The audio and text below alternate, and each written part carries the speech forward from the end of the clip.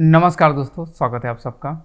रात 9:30 बजे मैं हिमांशु यादव हाजिर हूं आप सबके साथ स्टैटिक जीके के बहुत प्यारे प्यारे बढ़िया उम्दा क्वेश्चन लेकर। बने रहिएगा लास्ट तक। और हाँ, आज की क्लास में थोड़ा सा दिक्कत होगा, आप लोगों को दिक्कत ये होगा कि आपके कमेंट्स में थोड़ा सा आगे पीछे हो सकता है, बट चिंता मत कीजिएगा। मेन उद्देश्य है कि हम आप तक चीज़ों को ज़्यादा बेहतर ढंग से बेहतर तरीके से उपलब्ध करा पाएँ। तो चलिएगा शुरू करेंगे। और हाँ, आगे बढ़ने से पहले वीडियो को हमेशा की तरह सबसे पहले लाइक कर दीजिएगा और पसंद आए तो नीचे कमेंट बॉक्स में प्यारे से सुंदर से कमेंट्स कीजिएगा। और हाँ, अगर दिक्कत हो, समझ में ना आए तो नीचे ज़रूर लिखिएगा कहाँ पर दिक्कत हुई, क्या समझ में नहीं आया, कहाँ पर और जानने समझने की आपको ज़रूरत थी, ज़रूर बताइएगा। मैं आपके कमेंट्स का बेसब्री से इंतजार करता हूँ। डेली पहला क्वेश्चन यहाँ पर उठाएंगे, बट उससे पहले आपको बता दूँ ये क्लास डेली होती है रात को 9:30 बजे। स्टैटिक जी के जिन लोगों का एग्जाम है MTS का, दिल्ली पुलिस का, या फिर आपका CGL CHSL का मेंस का, तो भी कोई टेंशन की बात नहीं है, क्योंकि यहाँ से क्वेश्चन आपके बनने हैं। क्वेश्चन स्टैटिक जीके के चेंज नहीं होने वाले हैं। और हाँ, जिन लोगों को बैच लेना है या 2024 टारगेट कर रहे हैं और उनको मैथ्स, इंग्लिश, रीजनिंग, GS में दिक्कतें आ रही हैं, तो आप हमारा एप्लीकेशन डाउनलोड करके complete SSC solution batch purchase कर सकते हैं। ऑफर में आपको मिल जाएगा लगभग 1800 के आसपास, 1770 के आसपास का बैच मिल जाएगा विद GST। आपको करना क्या है, यहाँ पे मैं एक नंबर लिख देता हूँ, ये लिखा ही है, इस नंबर पे आप कॉल कर लीजिएगा 8282827099। आपको बैच वो प्रोवाइड करवा देंगे। मेरा नाम बता दीजिएगा तो मेरे कोड से आपको बैच जो है 1700 समथिंग रुपए का पड़ जाएगा। बैच में आपको मिलेगा क्या, वो मैं आपको बता देता हूँ। वैसे तो आपको पता ही होगा, नहीं पता पहली बार आया हो तो मैं आपको बता देता हूँ। डेली 3 घंटे की आपकी लाइव क्लास होगी और स्टडी मटेरियल आपको मिलेगा, PDF के फॉर्मेट में मिल जाएगा डेली क्लास का। और क्लास में जो पढ़ाया जाएगा उसके साथ डेली क्लास टेस्ट भी आपके होंगे, साथ ही साथ वीकली असाइनमेंट टेस्ट भी आपका होगा। मंथली एग्जाम बेस्ड टेस्ट होंगे, मतलब जब आपका 1 महीना पूरा हो जाएगा तो मंथली टेस्ट होगा। सेमेस्टर टेस्ट भी आपके होंगे, यानी कि 3-3 महीने में भी आपके टेस्ट होंगे। और डाउट क्लियर के लिए अलग से आपका सेशन भी कर दिया जाएगा। और जेनरिक टॉपिक पर भी आपके बहुत बढ़िया बढ़िया वीडियोस होने वाले हैं। जैसे मान लीजिएगा कि आज हमें पढ़ना है राष्ट्रपति, तो हम राष्ट्रपति पढ़ने से पहले राष्ट्रपति के बारे में बहुत सुंदर सुंदर से शब्दावली आपको पहले ही क्लियर कर देंगे। ठीक है, तो ये चीज़ आप ध्यान में रखिएगा। और लेते हैं पहला क्वेश्चन आज का। और हाँ, प्लीज़ सभी लोग कमेंट कीजिएगा, किसी को रोकने की कोई ज़रूरत नहीं है। एवरीवन कमेंट्स करेगा, फटाफट कमेंट्स कर दीजिएगा। बहुत ही प्यारा क्वेश्चन है, उम्दा क्वेश्चन जिसे आप कह सकते हो। किसने इक्तेदारी प्रथा को चलाया था? हु स्टार्ट द इक्तादारी सिस्टम? तुगलक, इल्तुतमिश, फिरोज या फिरोज शाह तुगलक, इनमें से कोई नहीं। हु स्टार्ट द इक्तेदारी व्यवस्था? इक्तेदारी व्यवस्था का मतलब क्या था? दरअसल अगर हम दिल्ली में सल्तनत की स्थापना की बात करें तो लाहौर में स्थापित किया गया था कुतुबुद्दीन ऐबक के द्वारा। यहां से दिल्ली ट्रांसफर कर दी गई राजधानी को। और दिल्ली ट्रांसफर किसके समय की गई? दिल्ली की गई इल्तुतमिश के समय। अब जब इल्तुतमिश आया तो उसने देखा कि दिल्ली का एक बड़ा क्षेत्र उसके साथ है, प्लस लाहौर वाला एरिया भी इसको मिल गया था, जो कि इसके ससुर जी का था, यानी कि कुतुबुद्दीन ऐबक का था। एक बड़े साम्राज्य में शासन किस तरह से किया जाए, तो इसने एक नई तरकीब निकाली। तरकीब ये निकाली कि हमारे पास का, जैसे मान लीजिएगा ये दिल्ली है, तो दिल्ली के पास के अलावा का जो क्षेत्र था वो काफ़ी दूर था। तो इसने क्या किया, अपने से पास से जो दूर के क्षेत्र थे वहाँ पे कुछ लोगों को जमीन का टुकड़ा दे दिया। क्या दे दिया? भूमि का टुकड़ा दे दिया। इस भूमि के टुकड़े को नाम दिया गया इक्ता। क्या कहा गया? इक्ता। आगे चलकर इसका मनसब नाम हो जाएगा, बट यहां पर इसको क्या कहा गया? एकता कहा गया। और ये यहां पे बना रहा। और इसके साथ यहां पर एक आदमी जमींदार या मान लीजिएगा कोई एक बड़ा रईस आदमी था, तो उस भूमि के टुकड़े को उसी व्यक्ति को ट्रांसफर कर दिया गया। जिसको ट्रांसफर किया गया उसका नाम हो गया इक्तादार। क्या नाम हो गया? इक्तादार। मतलब इस एकता का, इक्ता व्यवस्था का जो हेड हो गया उसका नाम रहा इक्तादार।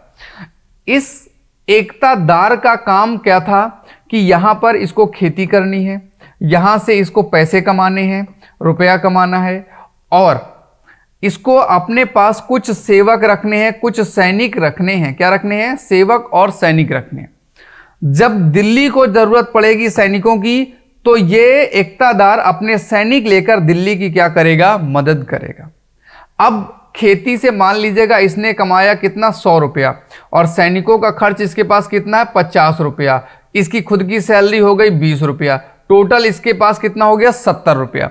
तो अब बाकी का जो 30 रुपया बचा उसे फवाजिल के नाम से केंद्र के कोष में जमा करना था। ऐसा नहीं था कि सारा पैसा आपको अपने पास ही रखना है, क्योंकि सारा पैसा आप अपने पास रखोगे तो फिर राजा के पास इनकम कहां से आएगी, सुल्तान के पास इनकम कहां से आएगी। तो इसलिए यहां पर क्या की व्यवस्था थी कि फवाजिल को फिर से केंद्र सरकार में जमा करना था। तो भूमि के टुकड़े को एकते के रूप में देना एकता व्यवस्था कहलाई, और इसकी शुरुआत इल्तुतमिश के द्वारा की गई थी। किसके द्वारा? इल्तुतमिश के द्वारा। समय इसका 1210 से 1236 तक।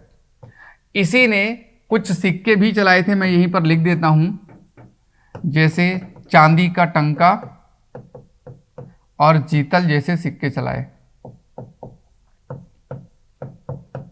साथ ही साथ इल्तुतमिश ने एक तुर्के चालीसा का भी गठन किया था। तुर्क ए चालीसा यानी कि तुर्के चालीसा या चहलगानी, इसमें 40 बड़े तुर्कों का एक समूह था जो उसे रिकमेंड करता था किस प्रकार से शासन करना है। अगला क्वेश्चन देखते हैं, सर्वाधिक सीमाओं वाला देश कौन सा है? ऐसा देश जिसकी सबसे ज्यादा सीमाएं टच होती हैं। अगर मैं कनाडा की बात करूं तो थोड़ा सा यहाँ पे मैप बना के अगर हम देखें तो भाई कमेंट कीजिएगा फटाफट। ये ऊपर वाला आपका कनाडा, और कनाडा की सीमा केवल और केवल किससे मिल रही है? यूएसए से। कनाडा की सीमा, यहाँ भी आपका ये अलास्का वाला इसी अमेरिका का हिस्सा है, तो ये तो एक सीमा इसकी टच हो रही है। और अगर ब्राजील की बात करें तो ब्राजील एक बड़ा देश है, और बड़ा देश और काफी बड़े क्षेत्र में फैला भी है, काफी सारी सीमाएं इसके साथ टच हो जाएंगी, तो इसको तो मान लीजिएगा ज्यादा ही है। भारत की अगर हम बात करें कि भारत की सीमाएं किसको किसको टच कर रही हैं, तो भारत की सीमाओं में एक तो आपका पाकिस्तान मिल जाएगा, ईमानदारी की बात करें तो अफगानिस्तान हो जाएगा, चाइना हो जाएगा, नेपाल हो जाएगा, भूटान हो जाएगा, बांग्लादेश, म्यांमार हो जाएगा, थोड़ा बहुत श्रीलंका, 1 2 3 4 5 6 7 8 9, इतनी सीमाएं लगभग ओवरऑल टच कर रही हैं। बट चाइना के साथ जो है वो कहते हैं 14 देश की सीमाएं टच करती हैं, तो सर्वाधिक जो बाउंड्री टच कर रही है वो चाइना के साथ 14 प्लस देशों की सीमाएं, क्योंकि देश बढ़ते घटते रहते हैं, कभी कोई इसके साथ मर्ज हो गया, कभी कोई इसके साथ मर्ज हो गया, तो इस तरह से यहाँ पे इतनी सीमाएं। तो इस क्वेश्चन में जो सबसे ज्यादा सीमाएं हैं चाइना के साथ टच हो रही है। श्याम सर के साथ आप मेंस की तैयारी कर सकते हैं। अगर आपका CHSL और CGL का मेंस का एग्जाम है तो आपका पूरे वीक में 2 दिन मैथ्स की मेंस की क्लास, 2 दिन इंग्लिश की क्लास मेंस की, और 2 दिन रीजनिंग की क्लास मंथ में होंगी। आप इनको देख सकते हैं। शाम को 5 बजे ये क्लास होती है। 2 दिन आपकी श्याम सर करवाएंगे, 2 दिन हंसराज सर मैथ्स कराएंगे, और 2 दिन क्रोनी सर आपकी इंग्लिश करवाएंगे। तो याद रखेंगे टाइमिंग होगा आपका 5 PM, वो भी मेंस के लिए जिनका मेंस का एग्जाम है, CGL CHSL मेंस, तो उसके लिए सर आपको करवा रहे हैं। बिंदास तरीके से ज्वाइन कीजिएगा। सर का क्लास रेगुलर नहीं होता है, वीक में आपका 2 दिन सर का रहेगा, 2 दिन इंग्लिश का रहेगा और 2 दिन मैथ्स का रहेगा। सर रीजनिंग पढ़ाते हैं, आपको पता ही है। अगला क्वेश्चन है, भारत में मुस्लिम राज्य का संस्थापक किसे माना जाता है? अब देखो अकॉर्डिंग टू ऑप्शन देखेंगे तो ज्यादा बेहतर होगा। जैसे अकबर की बात करें तो आपका ये 1552 के आसपास आपका मिलेगा, तो इसका कोई मतलब है नहीं, छोड़ो हटाओ। मोहम्मद गोरी आपका जो है ये 1191 में तराइन का युद्ध लड़ता है। बाबर 1526 में आता है। इल्तुतमिश 1200 आपका आता है 10 में। अब देखो जो मोहम्मद गौरी था ये कभी भी इसने शासन नहीं किया, क्षेत्रों को जीतता था, जीत के पैसा लूटपाट करता था और वापस गोर प्रदेश अफगानिस्तान चला जाता था, भारत में रुकता नहीं था। लेकिन जब ये मरा तो इसके 3 बड़े प्रमुख सैनिक थे, सेवक थे, सेनापति थे, कुबाचा, यल्दूज और कुतुबुद्दीन ऐबक। अपने साम्राज्य को इन्हीं तीनों लोगों में यह बांट गया था, या इन तीनों लोगों ने बांट लिया आपस में। कुतुबुद्दीन ऐबक के पास लाहौर का क्षेत्र था, लेकिन दिल्ली में अगर हम बात करें भारत की मुख्य भूमि पर, तो जो दिल्ली का वास्तविक संस्थापक बना वो इल्तुतमिश बना। तो इसलिए हम यहाँ पर कह सकते हैं कि मुस्लिम राज्य का संस्थापना किसके द्वारा की गई थी? इल्तुतमिश के द्वारा की गई थी। अगर मोहम्मद बिन कासिम का ऑप्शन ही नहीं है तो हम और कुछ सोच नहीं सकते हैं। चलते हैं अगले पॉइंट पर। अगला क्वेश्चन है, किसने अपने आप को खलीफा घोषित किया? मुबारक शाह तुगलक, महमूद गजनवी, मुबारक शाह खिलजी। अलाउद्दीन खिलजी, जलालुद्दीन खिलजी ऐसे राजा थे। इंपॉर्टेंट था अलाउद्दीन खिलजी। खिलजियों के बाद एक, अगर तुगलकों की बात करें, नसीरुद्दीन महमूद मिलेगा, और यहां पर एक था, उसका नाम था मुबारक शाह खिलजी।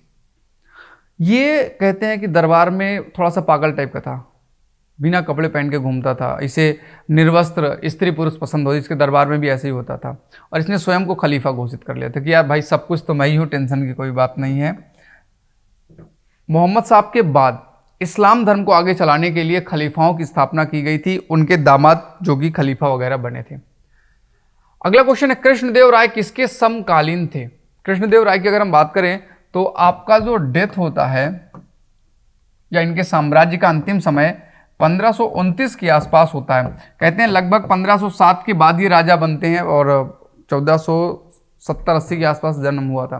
कृष्णदेव राय जो है ये आपके विजयनगर साम्राज्य से संबंधित है। कहाँ से संबंधित है? विजयनगर साम्राज्य। कमेंट करते चलो भाई इसमें से जो आपको नहीं समझ में आ रहा है। बहुत सारे मंदिरों का निर्माण कराया विजयनगर साम्राज्य, अंतिम हिंदुओं का सबसे बड़े साम्राज्य में से एक था। इसमें आपका तुलु वंश, अरिवाड़ू वंश, सालू वंश ऐसे आपको मिल जाएंगे। संगम वंश के ही दो लोग थे, हरिहर और बुक्का, उन्होंने आपका 1336 में इसकी स्थापना की थी। तो किसके समकालीन हो जाएंगे? अगर हम बाबर की बात करें तो बाबर का टाइम हो जाएगा 1526 से 29 या 30 मान लीजिएगा। तो यही हमारा एग्जैक्ट एक्यूरेसी के साथ आ जाता है बाबर। बाकी बाबर के बाद आपका हुमायूं आएगा तो हुमायूं तक तो वैसे भी मर जाएगा 30 के बाद। शेरशाह सूरी आपका और बाद में आएगा तो भी कोई मतलब नहीं, 40 में आएगा शेरशाह सूरी तब भी नहीं रहेगा। अकबर आपके और आगे जाएंगे।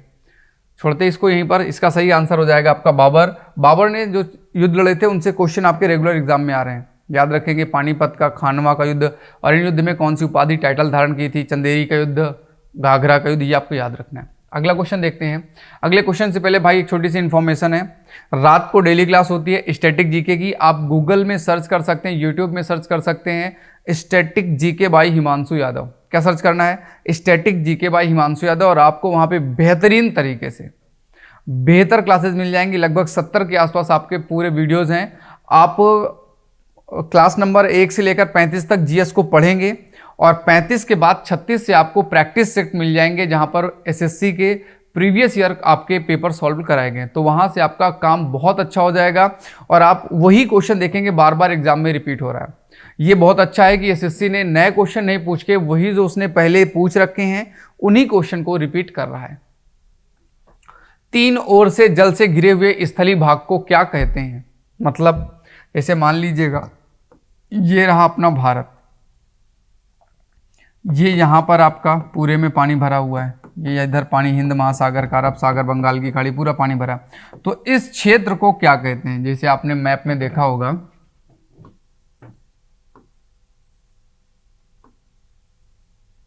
ये वाला, ये जो पार्ट है, इधर भी पानी, इधर भी पानी, इधर भी पानी, अरब वाला क्षेत्र है, ये भारत का क्षेत्र है। तो इसे हम क्या कहते हैं? फटाफट आंसर कीजिएगा। आंसर करेंगे भाई तुरंत। क्या बोलते हैं? यस, पेनिनसुलर या प्रायद्वीप बोला जाता है। सबसे बड़ा प्रायद्वीप अरब प्रायद्वीप है और अब भारत में भारतीय प्रायद्वीप है। रबड़ शब्द किस खेल से संबंधित है? Rubber, cricket, football, hockey, chess. फटाफट आंसर कीजिएगा भाई, किस खेल से संबंधित है? कोई भी रुकेगा नहीं, सबने आंसर करना है, A to Z सबको आंसर करना है।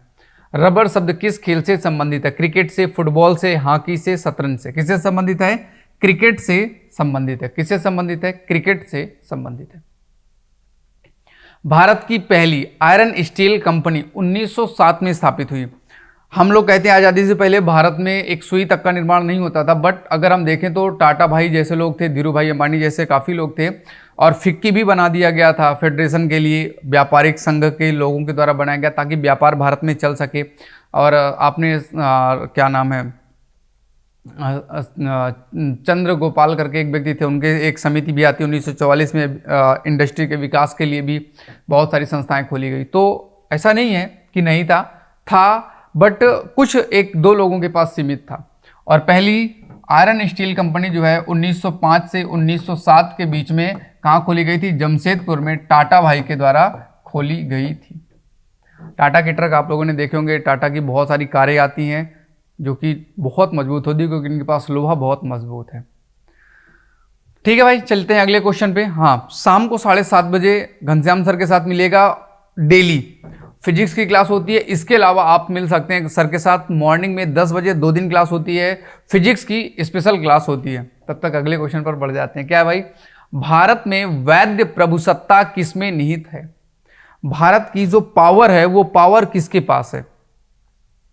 कहाँ से जनरेट होती है, शक्तियाँ किससे को मिलती है। जैसे आप देखोगे कि भारत में एक होते हैं राष्ट्रपति, तो राष्ट्रपति को जो पावर है वो कहाँ से मिली। भारत में एक काउंसिल ऑफ मिनिस्टर है, मंत्रिपरिषद है, भारत में प्रधानमंत्री हैं, तो इनको जो पावर मिल रही है वो पावर का सोर्स क्या है, तो पावर का सोर्स जो है वो आपका क्या है, कैबिनेट, कॉन्स्टिट्यूशन, जुडिशरी, प्रेसिडेंट, संविधान। कॉन्स्टिट्यूशन से इनको पावर मिलती है। किससे मिलती है? संविधान में इनकी सबकी शक्तियों के बारे में बताया गया। आप देख सकते हैं जैसे राष्ट्रपति अध्यादेश जारी करेगा, आर्टिकल नंबर 123। जैसे राष्ट्रपति क्षमादान करेगा, आर्टिकल नंबर 72। राष्ट्रपति वीटो पावर का प्रयोग करेगा, आर्टिकल नंबर 111। सब कुछ इनको संविधान के थ्रू ही मिलता है। तो हमारे देश में शक्ति जो मिल रही है वो जनता की शक्ति संविधान में डाली गई, और संविधान यही पावर को क्या करता है, अपने प्रमुख पदाधिकारियों को, अधिकारी गणों को ट्रांसफर करता है। अगले क्वेश्चन पे चलते हैं। पुरुषों की बैडमिंटन प्रतियोगिता 31-32 बार अब तक हो चुकी है, और उसका नाम क्या है? Davis cup, Thomas cup, Durand cup and Uber cup. Badminton tournament men's का, महिलाओं के टूर्नामेंट का नाम क्या है? Thomas cup. कोई दिक्कत? आंसर करते चलो, सोचो विचारो मत। आप सबका बहुत बहुत स्वागत है, वीडियो को लाइक करते चलिएगा। अगला क्वेश्चन है, भारतीय सिनेमा के जनक किसे कहा जाता है? हरिश्चंद्र। पहली मूवी मैंने देखी थी, बड़ी शानदार मूवी थी।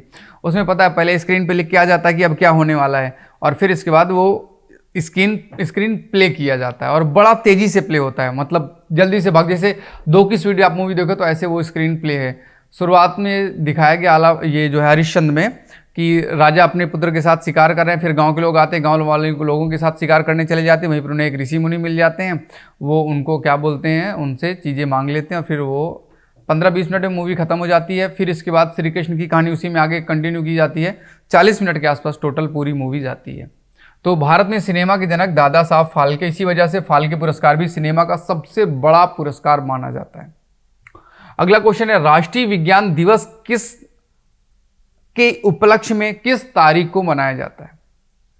दरअसल कहते हैं कि एक व्यक्ति थे, उनका नाम था सीवी रमन, वेंकट रमन जी थे। उनका जो जन्मदिन है 28 फरवरी को, उन्हीं की याद में मनाया जाता है। भारत में 28 फरवरी को नेशनल साइंस डे सेलिब्रेट किया जाता है। उन्होंने किया क्या था, याद रखेंगे, उन्होंने आविष्कार किया था प्रकाश प्रभाव का। और जैसा कि मैंने आपको बताया, अगर आपका मेंस है तो फिर से मैं आपको बता देता हूं, जिन बच्चों का भी एसएससी सीएचएसएल का सीजीएल का मेंस है, तो मेंस के लिए मैथ्स हंसराज सर करवाते हैं, और हंसराज सर की क्लास होती है 5 PM पर। आप देख सकते हैं 5 PM पर क्लास होगी हंसराज सर की। खुद सर ने 17-18 बार गवर्नमेंट जॉब में क्वालिफाई किया, सिलेक्शन लिया, ट्रेनिंग की, जॉब किया, सैलरी ली, रिजाइन किया, दूसरी नौकरी की, और अभी सर मुखर्जी नगर में पढ़ाते हैं। आप मुखर्जी नगर में भी क्लास ज्वाइन कर सकते हो। मॉर्निंग में क्लास होती है 9:30 से 12:30, जिसमें से सर की क्लास होती है 4 दिन। आप बेहतर तरीके से मैथ्स पढ़ना चाहते हैं, सर से मिलना चाहते हैं, 9:30 बजे सर आपको मिल जाएंगे। क्लास लीजिएगा, डेमो लीजिएगा और पढ़िएगा। मुखर्जी नगर दिल्ली में बत्रा सिनेमा के जस्ट सामने ऑफिस हमारा है, वहाँ पर आपको सब कुछ बता दिया जाएगा क्लास कहाँ चल रही है। ठीक है, तो चलते हैं हम अपने अगले क्वेश्चन पर। संचार उपग्रह वायुमंडल के किस स्तर में अवस्थित किए जाते हैं? कहने का मतलब ये है कि एक आपका ये मान लीजिएगा टावर है आपका, ठीक है, और ये हमारे घर में क्या लगी हुई है, टीवी लगी हुई है। तो हमारे घर में नेटवर्क कहाँ से आता है? तो टावर से नेटवर्क कहाँ जाता है? एक कोई ऊपर सैटेलाइट है, सैटेलाइट के पास जाएगा, और सैटेलाइट से वापस लड़के कहाँ आ जाएगा? वापस लड़के हमारे घर टीवी में आ जाएगा। तो ये जो सैटेलाइट है, ये सैटेलाइट वायुमंडल, चूंकि ये दोनों तो पृथ्वी में हो गए, ये पृथ्वी की क्या हो गई, ये पृथ्वी की सतह हो गई, और ये कौन सी परत हो गई? तो याद रखेंगे, पृथ्वी की पहली जो वायुमंडल की परत है उसे हम क्या बोलते हैं? उसे बोलते हैं क्षोभ मंडल। क्षोभ मंडल के ऊपर आपको क्या मिलेगी? क्षोभ मंडल के ऊपर आपको मिलेगी समताप मंडल, और इसके बाद आपको क्या मिलेगी? मध्य मंडल, और ऊपर आपको क्या मिल जाएगा? आयनोस्फीयर, यानी कि आपको मिल जाएगा आयन मंडल। और इसी आयन मंडल में चूंकि आयनों की संख्या ज़्यादा होती है, तो यहाँ से रेडियो वेव्स लड़के वापस पृथ्वी में पुनः आ जाती हैं। कौन सी तरंगे जाती हैं? यहाँ से रेडियो तरंगे भेजी जाती, जो कि लड़के वापस आ जाती हैं। यही वो जगह है जहाँ से नेटवर्किंग में हमें मोबाइल फ़ोन से भी हम बात करने में मदद मिलती है। तो आयनोस्फीयर में, आयन मंडल में हमारे दूर संचार उपग्रह उपस्थित किए जाते, रखे जाते हैं, या बनाए सेट किए जाते। आगे चलते हैं अगले क्वेश्चन पर। क्वेश्चन नंबर 14, आगरा नगर की स्थापना 1504 में की गई थी, किसके द्वारा की गई थी ये आपको बताना है। आगरा है कहाँ? यूपी में है, सबको पता ही है। आगरा में है क्या? ताजमहल है, आगरा में लाल किला है, एतमाउद्दौला का मकबरा है, फतेहपुर सीकरी जो आप पूरा देखते हैं जिसे जहाँ बुलंद दरवाजा है, जहाँ पंचमहल है, वो सब कुछ आगरा जिले में ही आता, फतेहपुर सीकरी। Okay okay. अब इसकी स्थापना किसने की थी? फटाफट बताओ जल्दी से भाई, किसके द्वारा की गई थी? मोहम्मद बिन तुगलक, सिकंदर लोदी, फिरोज शाह तुगलक, किसके द्वारा? सिकंदर लोदी। इसी के समय सिख धर्म की भी स्थापना हुई थी। लोदी वंश का अंतिम राजा कौन था? आपको मिलेगा बहलोल लोदी, इसके बाद सिकंदर लोदी, इसके बाद आपको मिलेगा इब्राहिम लोदी। इब्राहिम लोदी की लड़ाई होती पानीपत की।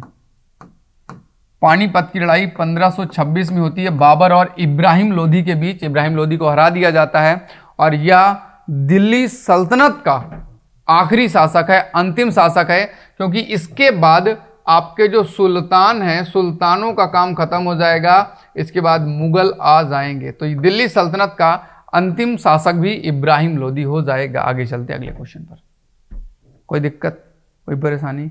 वीडियो को लाइक कर लीजिएगा और कल है संडे, बिंदास तरीके से संडे एंजॉय कीजिएगा। संडे भी कुछ क्लासेस मिल जाएंगी और फिर हम लोग तो आपके साथ ही हैं।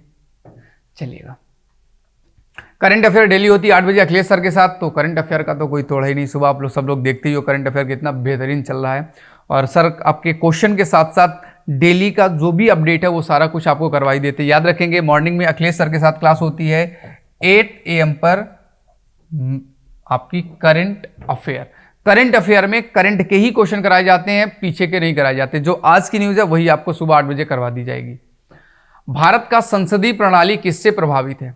भारत की जो संसदीय प्रणाली है किससे प्रभावित है? नीदरलैंड से, इंग्लैंड से, फ्रांस से, न्यूजीलैंड से। देखो, हमारी संसद में एक होता है अपर हाउस, एक होता है लोअर हाउस। तो अपर हाउस और लोअर हाउस का जो सिस्टम ये कहाँ से लिया गया है? तो उच्च सदन, निम्न सदन, ये व्यवस्था इंग्लैंड से ली गई है। कहाँ से लिया गया है? इंग्लैंड से ली गई। और हाँ, याद रखेंगे इंग्लैंड से कुछ और भी चीज़ें ली गई, मैं आपको बता देता हूँ। एकल नागरिकता, एकहरी नागरिकता मतलब सिंगल सिटीजनशिप भी इंग्लैंड से ही लिया गया है। इंग्लैंड से ही सिंगल सिटीजनशिप के अलावा पार्लियामेंट्री सिस्टम लिया गया है, मंत्री परिषद यहीं से लिया गया, रिट जारी करना भी यहीं से लिया गया है, ऑर्डिनेंस अध्यादेश भी यहीं इसका ओरिजिन माना जाएगा। कानून बनाने का तरीका, रूल ऑफ लॉज, कानून का शासन, ये सब कुछ आपका इंग्लैंड से ही लिया गया है। क्योंकि हमारे देश में सबसे ज़्यादा शासन इन्होंने किया था, तो जो अधिनियम 1935 था वो भी अंग्रेजों की ही देन थी, भारतीयों की कोई खास देन नहीं थी, भारतीयों ने उसे नहीं बनाया था। Got it? ओके, अगले क्वेश्चन पर चलेगा। नेक्स्ट क्वेश्चन, भारत का राष्ट्रीय वृक्ष क्या है? नीम, चंदन, बरगद, अशोक। बताओ भाई, राष्ट्रीय वृक्ष क्या है? ये तो बड़ा खतरनाक क्वेश्चन है। राष्ट्रीय वृक्ष क्या है? खतरनाक क्वेश्चन है, लेकिन क्या करें, कर लेते हैं, कोई दिक्कत थोड़ी ना है। भारत का राष्ट्रीय पेड़ है नीम, चंदन, बरगद। देखो, पेड़ को आप लिखो वृक्ष और बा और बरगद मिला दो, सही हो जाएगा। वृक्ष, बा से वृक्ष, वा से वैसे तो वा से, बट फिर भी अपन सॉर्टिंग इतना याद रखेंगे, वृक्ष और बरगद, तो आपका काम बन जाएगा। विजयनगर साम्राज्य की स्थापना कब हुई थी? ये तो सबको पता है कि 1333-36 के आसपास हरिहर बुक्का ने की थी। चलो ठीक है, अब इसमें से कौन सा सही हो जाएगा? 14वीं या 13वीं? 13वीं या 14वीं, ये सबको कंफ्यूजन होता है। तो देखो, 13वीं सदी का मतलब होता है अंत में आएगा आपका 1300, अर्थात 1201 से 1300 तक का समय 13वीं सदी। 14वीं सदी का मतलब हो गया 1301 से लेकर 1400 तक हो गया आपका कौन सी? 14वीं सदी। 1333-36 के आसपास हरिहर बुक्का ने संगम वंश के थे, तो इसका मतलब यही आपका आंसर सही हो जाएगा। याद रखेंगे, जो हम सदी लिखते हैं, जैसे ये 14वीं सदी है तो 14वीं सदी का मतलब 1400 से पहले की बात है। 15वीं सदी मतलब 1500 से पहले की बात है। जैसे अभी कौन सी सदी चल रही है? अभी 21वीं, मतलब 2100 नहीं, अभी 2021, 2022, 2023 चल रहा है। जैसे ही हमारा ये 2000 की जगह 2100 हो जाएगा, 21वीं सदी समाप्त हो जाएगी, 22वीं सदी शुरू हो जाएगी। ये चीज़ें आपको थोड़ा सा जानना चाहिए। अगले क्वेश्चन पर चलते हैं। भारत में कितने राष्ट्रीय राजमार्ग हैं? देखो, सबसे छोटा राष्ट्रीय राजमार्ग आपका कहाँ पड़ेगा? 548 के आसपास है, वो पड़ेगा आपको महाराष्ट्र में, 3 किलोमीटर का है। और सबसे लंबा 4000 किलोमीटर से भी ज़्यादा है, NH-44। जो पहले NH2 था उसी का नाम चेंज कर दिया गया। अभी कुछ स्रोतों से पता चला है कि टोटल 599 नेशनल हाईवे भारत में मौजूद हैं, 599, और ये डेटा हमेशा बदलता रहता है, चेंज होता रहता है। सबसे छोटा 3 किलोमीटर का महाराष्ट्र में है। अब 3 किलोमीटर नेशनल हाईवे किस मतलब का हो, बट फिर भी है, चीज़ों को इंटरलिंक करने के लिए, जोड़ने के लिए तो है, कोई बात नहीं। याद रखेंगे नेशनल हाईवे जो है आपके, ये केंद्र सूची का विषय, राज्य सूची का विषय नहीं है। केंद्र सरकार नेशनल हाईवे का ध्यान रखती है। बहमनी राजाओं की राजधानी 1300, उधर तो आपके थे 1333 36 और इधर 1346 आपका हो जाएगा। बहमनी राजाओं की राजधानी, बहमनी में आपके कौन से आ जाएंगे, हसन गंगू, एक गुरु और एक चेला, इन लोगों ने स्थापना की बहमनी साम्राज्य की, और इनकी राजधानी थी गुलबर्गा। क्या थी, गुलबर्ग इनकी राजधानी थी। बताते तो चलो, शांत क्यों हो, बोलते चलो, ठीक है। और लाइक नहीं किया तो लाइक कर लीजिएगा, पक्का पक्का, ठीक है। वेरी गुड, बहुत बढ़िया, कमेंट करते रहो। कृष्णदेव राय ने निम्नलिखित में से किसके साथ मैत्रीपूर्ण संबंध बनाए, अल्बुकर्क के साथ बनाए थे। अब बताओ अल्बुकर्क कौन है। अच्छा, जब इनका समय था तो उस समय अंग्रेजों का तो कोई मतलब नहीं, क्योंकि 1600 के बाद आए थे अंग्रेज। और सबसे पहले कौन आए वो आपको याद रखना है, पुर्तगाली, डच, ये जो भी आए तो इनका सीक्वेंस याद रखो, तो आपको यहीं से पता चल जाएगा कि अंग्रेज थे नहीं, बाकी के थे नहीं। तो जाहिर बात अंग्रेजों से पहले जो आए थे पुर्तगाली, तो टेंशन के बिना सोचे हुए अल्बुकर्क के साथ कृष्णदेव राय के अच्छे संबंध थे, जो कि पुर्तगाली सेनापति भारत में था। अल्बुकर्क जो गोवा वगैरह से संबंधित है। राहुल सर के साथ आपकी क्लास होगी, राहुल सर के साथ एंजॉय कीजिएगा। बेहतरीन क्लास के लिए राहुल सर साइंस मजे से कीजिएगा। और हाँ, 2 लोगों का नाम रह गया, मैं आपको बता देता हूँ, तरुणा मैम ज्योग्राफी और सोनम मैम इतिहास। बेहतरीन क्लास आप इनके साथ ज्वाइन कर सकते हैं। अजय सर के साथ रीजनिंग की क्लास आप लोग रेगुलर देखते ही हो, तो बताने की कोई जरूरत है नहीं। किस सुल्तान ने अपनी आत्मकथा लिखी है, फतवाव ए फिरोज शाही, 32-36 पेज की छोटी सी पुस्तक, अपनी पूरी की पूरी बायोडाटा, पूरा का पूरा जन्म इतिहास लिख दिया फिरोज शाह तुगलक ने फतवाव ए फिरोज शाही में। 42वें संविधान संशोधन द्वारा प्रस्तावना में निम्नलिखित में से कौन से शब्द जोड़े गए। 42वां संविधान संशोधन कब हुआ था, 1976 में। और कौन से शब्द जोड़े गए, समाजवाद, राजनीतिक, लोकतंत्र, न्याय। कौन सा शब्द जोड़ा गया, समाजवाद प्लस जोड़ा गया धर्म निरपेक्ष, प्लस कौन सा शब्द जोड़ा गया, प्लस अखंडता शब्द जोड़े गए थे। भारतीय संविधान की संरचना किस प्रकार से है, मतलब इसमें जो चेंजेस हैं वो कैसे चेंजेस हो सकते हैं, जल्दी चेंज हो सकता है, धीरे चेंज हो सकता है, समय कितना लगेगा। मतलब जब किसी कॉन्स्टिट्यूशन में परिवर्तन तुरंत किया जा सके तो उसे सिंपल या नम या सॉफ्ट कॉन्स्टिट्यूशन बोलते हैं। लेकिन जब किसी संविधान में परिवर्तन चेंज विशेष बहुमत से और बड़ी मेहनत से करना पड़े तो उसे कठोर संविधान कहते हैं। भारतीय संविधान में कुछ ऐसे प्रावधान हैं जिनमें बहुत जल्द संशोधन हो सकता है, कुछ ऐसे प्रावधान हैं जिनमें हमें विशेष बहुमत की जरूरत पड़ती है। अर्थात सॉफ्ट और हार्ड, नम्य और कठोर दोनों का मिक्सचर है। अर्थात कुछ एकात्मक की ओर, कुछ कठोर। अर्थात जब इमरजेंसी लागू होगी तो राज्य सूची के विषय पर कानून केंद्र सरकार बनाएगी, अदरवाइज राज्य सूची के विषय पर राज्य सरकार ही कानून बनाती है, केंद्र सरकारें कानून नहीं बनाएंगी। ये एक अच्छी व्यवस्था है और ये संघात्मक की देन है। संघात्मक व्यवस्था कहां से ली गई है, संघात्मक व्यवस्था कनाडा से ली गई है। कहां से लिया गया है, कनाडा से संघात्मक व्यवस्था ली गई है।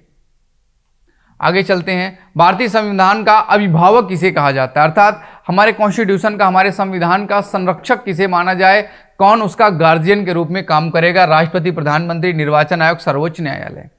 तो शपथ में अगर आप देखो तो राष्ट्रपति की शपथ में जरूर लिखा है कि संविधान का संरक्षण का काम करेगा, बट रियलिटी में संविधान का गार्जियन, संविधान का संरक्षक कौन होता है, सुप्रीम कोर्ट होता है। और याद रखेंगे सुप्रीम कोर्ट हमारा आर्टिकल नंबर 124 के तहत काम करता है। और इसके पहले जो जज थे, मुख्य न्यायाधीश, chief justice of India first जो थे, उनका नाम है हीरालाल जय कानिया। और वर्तमान वाले जो हैं 50वें मुख्य न्यायाधीश, उनका नाम है DY चंद्रचूड़ धनंजय जय चंद्रचूड़ जी, वर्तमान वाले हैं।